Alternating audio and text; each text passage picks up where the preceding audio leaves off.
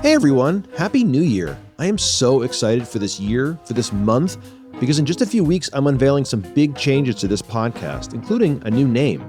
So hang in there, that's coming very soon, and you'll hear all about it if you subscribe to the show or get the newsletter at crafted.fm. And of course, this is the time of year when people make big changes, so with that in mind, I thought I'd bring back my conversation with the co-author of Tomorrowmind. It's a fascinating book, and really, at this time of the year, a great read.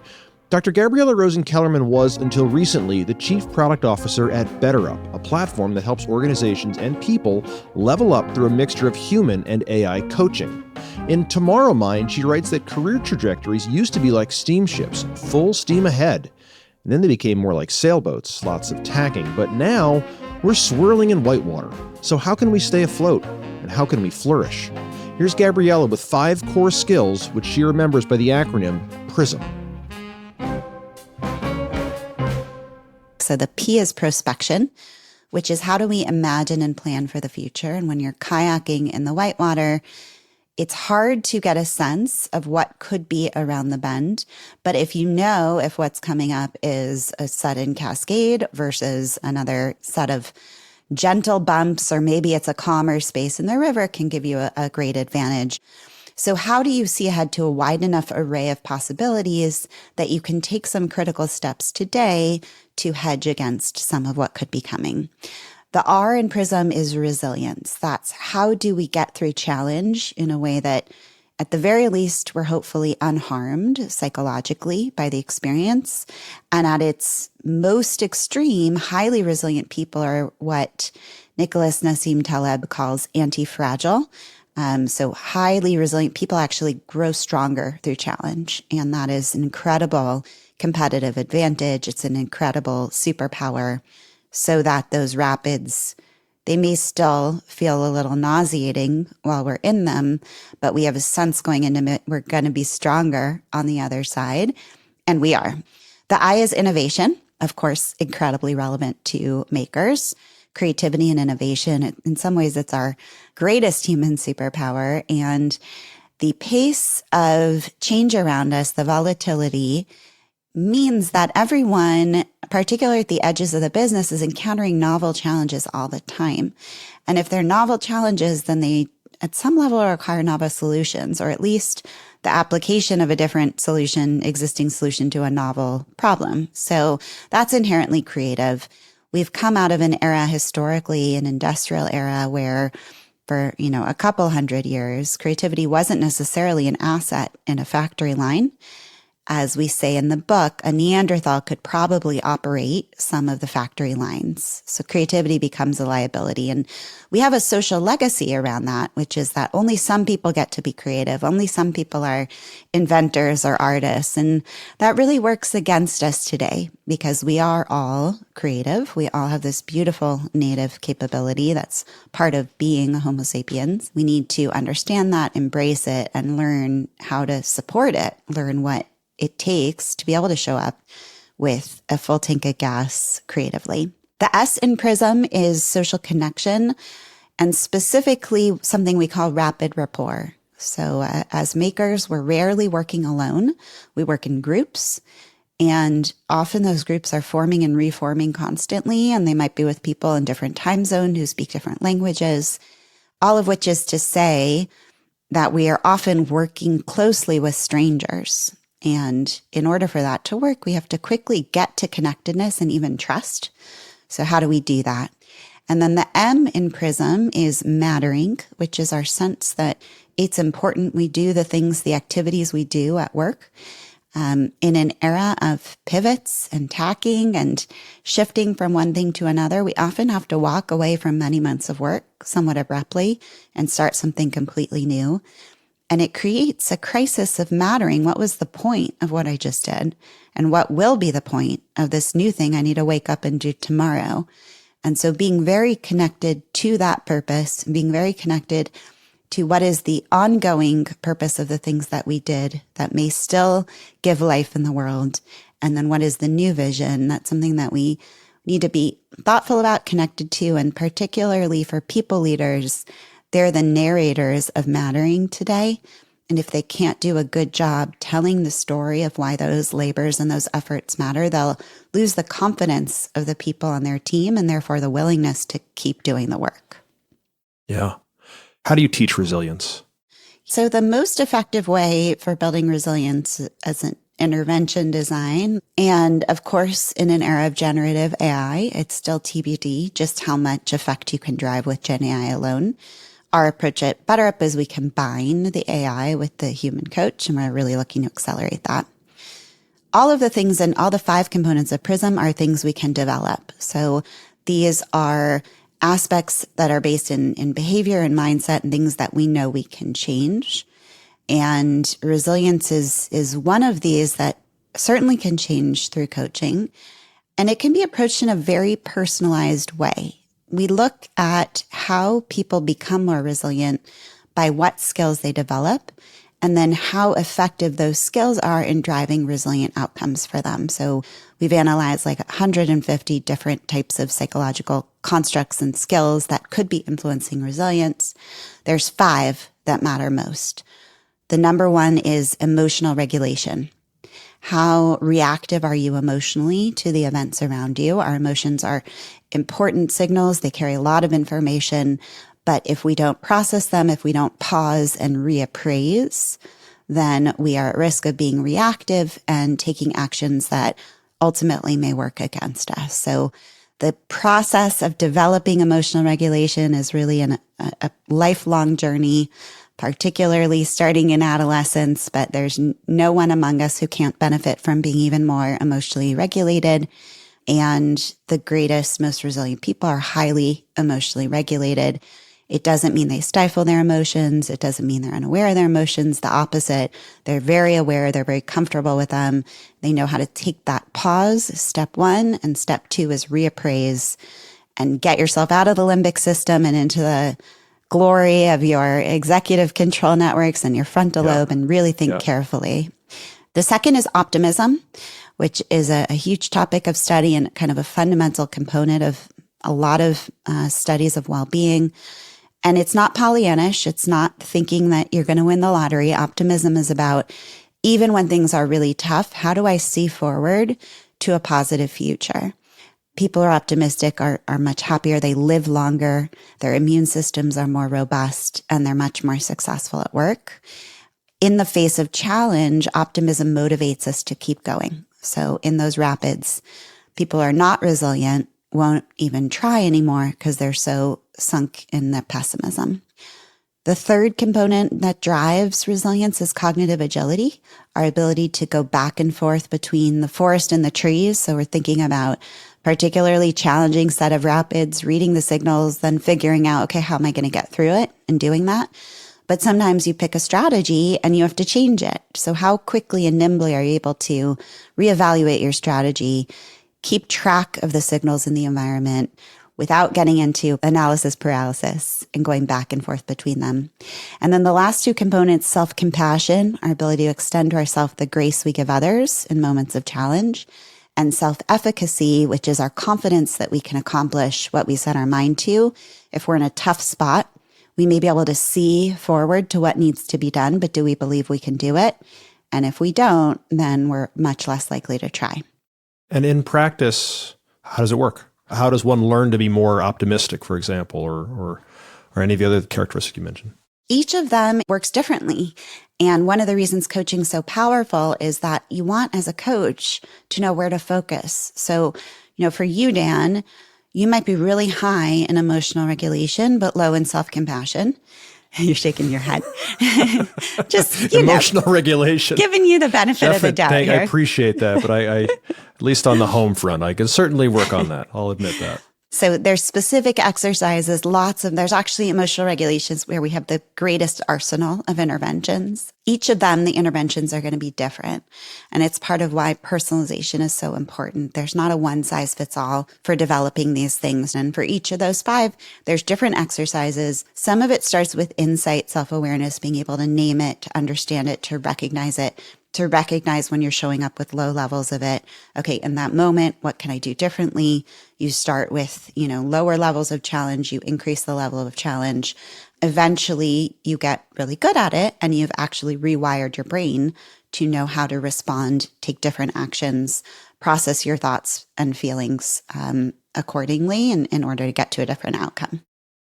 When it comes to some of the other key skills that people need to be successful in today's whitewater world of work, creativity and prospection, how do you teach those types of skills? I'll start by saying I mentioned that the order of the skills in PRISM is only helpful as a mnemonic. It's not how the skills build. The way that it's ordered in the book, we start with resilience, super foundational. It's one of those things you're going to drown in the whitewater without it. Mattering, which is perhaps equally foundational, and it's the fuel to help us work on these things. Social connection, again, so essential for our well-being. All of those three things need to be in place to a certain extent to really unlock our ability to do prospection and innovation well. And one of the reasons is that both of those things require effective involvement of the default mode network, which is our daydreaming network. So prospection, thinking about the future, innovating, creating something, imagining something that doesn't exist. Both are creative in a particular way, and both require this network that's actually not available for conscious manipulation. So just like we can't tell ourselves to go to sleep, we can't tell ourselves to be creative. And it has to do with mental capacities that are not within conscious control. The default mode network, the richness, the quality of the associations we make, the breadth of ideas that we can imagine, it can be inhibited by high levels of stress, by high levels of limbic system activity, right? And this is actually why some companies are seeing that the quality of the creative output from their work products was not as high in some of the most stressful moments in COVID or in really stressful moments of organizational transformation. So Sure. First and foremost, often people come to coaching to work on those things. And actually what you have to start with is build up that tank of gas around those foundational layers to get them back to a good place. Now, let's say we're dealing with someone who's in a really good place mentally and they're looking just to dial in those two things. As an example, prospection happens best when it's something called pragmatic prospection, which is sort of a balanced approach. And that happens in two phases, as described by Roy Baumeister and colleagues. He's one of our longtime colleagues at BetterUp and one of the most widely published psychologists today. The first phase of prospection, if I ask you to think about where would you like your career to be in 10 years, most people, and this is healthy, will have a few seconds to minutes where they think expansively and possibly optimistically. It's a healthy thing if it's something good and positive is in your mind, and maybe you can expand it beyond that vision that immediately came to you. But pretty quickly, and for people, this is again within now minutes, it can tack in. For some people, it's just a few seconds.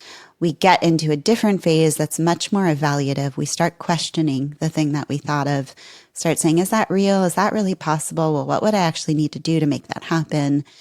The first phase, Roy calls dream big. Second phase, get real. And both are super important. To be great at prospection, those can both be dialed in different ways. There's a whole group of people that short circuits the dream big. So they don't even put a wide enough array of possibilities on the table. And this could be true for a personal future. It could be true for a corporate future. It could be true for a team future, a product future. How do you think about a wide enough array of what could happen and really entertain that before you start getting evaluative? On the evaluative side, there's a lot of cognitive biases. So when you think about behavioral economics and Danny Kahneman, there's a lot of biases that come into play here that get in the way of effective prospection. An example is if you've ever done a home renovation, you may know that you are likely, as the person doing the renovation, to underestimate the cost and underestimate the time that it will take to do that. Whereas someone who has done a renovation but is not the one doing it could, as an outsider, maybe give you a more accurate assessment, estimate of what that might look like. So those sorts of biases, some of them are systemic and species wide, and we can name them and help people overcome them. And some of them are more particular to who we are and the way that we work. And we need to uncover some of that and overcome it. We see that the leaders who are best at prospection, who are most effective at this kind of planning, whose teams are best at it, they actually spend, between those two phases, they spend the most time in the get real phase. They spend a lot of time planning. That is somewhat counterintuitive when you think about the Whitewater, when you think about the wide array of possibilities. You could say, well, isn't it just a waste to spend so much time planning when as soon as you plan for one thing, the reality has changed and now you got to replan all over again. So that is, in some ways, it's surprising. On the other hand, the only way you're going to take action today is as a result of that planning, is as a result of really playing it through. It's actually really helpful to develop a greater capacity for planning, to learn how to extend that window before you hit planning fatigue. And it's not necessarily what we all want to hear. And it's one of these areas where it's just a mismatch between the world that we evolved for and the world that we find ourselves living in, thanks to our own technological innovation. But that's one of our findings that I think has been important to share with people, is that actually more planning is leading to better outcomes, as long as it's being done, having done an effective kind of dream big phase first. Yeah, I think I'll butcher the quote. You may know it by heart. I think is it Eisenhower? Like, effectively, plans are useless, but planning is invaluable. That's great. Yeah, so I've definitely seen that. We've talked about this so far from the individual's perspective, from an employee's perspective. What are some of the ways that employers can help their teams build the skills that you say are so essential? Yeah. So the number one answer I'll give you is coaching. Now, I work for a coaching company. We do coaching. We believe in it strongly. There's also a part of that answer that's about the manager and the leader, and that the role of the manager and the leader today is really much more of a coaching role than a management role. You know, management implies there's sort of a finite problem set, a finite set of resources, and you're moving pieces on a game board. Coaching is more about, there's emergent realities that you need to help people respond to when you're not there, when you don't see it coming. They need to be positioned to be successful. Coaching also speaks to a reality where you hire someone for a job, and by the time you find them and they get started, it's 6 months later since you read the job description, the job's totally different. So all of those things point us to a much more dynamic set of work, a much more dynamic set of responsibilities. The good news about that is that A, coaching is very effective, and B, this is all about growth and progress. And growth and progress feels so good to us as humans, to feel that we're gaining new skills and we're learning new things and there are new adventures ahead. And organizations that can lean into that can lean into this as opportunities for career mobility, opportunities for growth, that's really what they're there to help you do. And that in doing that, they're going to benefit because they're going to have this much greater organizational agility. I think that's really successful. So beyond the offering coaching, beyond the culture of coaching, I think organizations that are looking at their talent as a dynamic pool, a pool where people who filled one need today could fill an entirely different need tomorrow, a pool where also there's going to be more inflow and outflow, and that's okay and that's natural. I think that that's something that is hard. It's hard because transitions are hard. It's hard because transitions are expensive. But it's also part of the ebb and flow of massive technological disruption and global supply chain. And so evolving how we think about what the relationship should be with different types of talent that's more likely to kind of come and go, to name that, to be comfortable with it, to be open about it, I think is really important for the integrity of those relationships. Yeah. I used to work as a product manager at LinkedIn, and they're always talking about your next play. Everyone who left for either a new role internally or externally, was everything there was oriented around your next play, which I believe Jeff Weiner, the former CEO, took from Coach Krzyzewski, Coach K from Duke. I think that's what he wanted his basketball team to always be thinking about, like next play, and that was core to the sort of ethos there. It's great, and it's perspection, by the way, and it's optimism and perspection at play. That's Dr. Gabriella Rosen Kellerman, and for more of my conversation with her, see the links to past episodes in the show notes. There's a longer version of us talking about Tomorrowmind, and also an episode about how she built products and innovated at BetterUp. And this, for now, is Crafted. As mentioned, we're putting our Tomorrowmind brains to work, and we'll soon be renaming this podcast. That and lots of other exciting stuff will be announced later in January. So please subscribe to the show, share it with a friend, and sign up for the newsletter at crafted.fm.